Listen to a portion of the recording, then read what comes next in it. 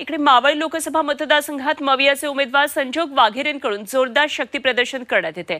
आकुर्डी खंडोबा माळमध्ये कार्यकर्त्यांनी त्यासाठी मोठी गर्दी केली।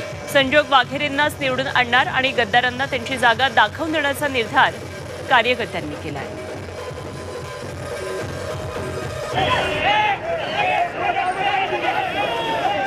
आणि या संदर्भातला आढावा घेतला आमच्या प्रतिनिधी चैत्राली राजापूरकर यांनी।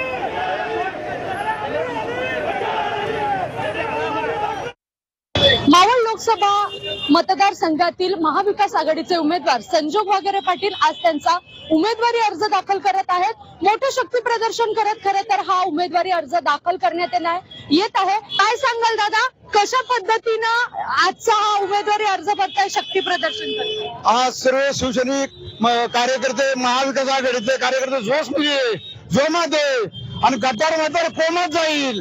महाविकास आघाडीच्या माध्यमातून एक निष्कलंक आणि एक चांगल्या याचा उमेदवार म्हणून संजोग वाघेरे पाटील यांची निवड महाविकास आघाडीच्या वतीनं करण्यात आलेली आहे। मला नक्कीच विश्वास आहे की या महाराष्ट्रामधील युवकांमध्ये अतिशय जोश आहे आणि या गद्दारांना काढण्यासाठी आम्ही सगळेजण या मावळ लोकसभेमधून संजोगजी वाघेरे पाटील यांना बहुमताने विजयी करणार आहोत।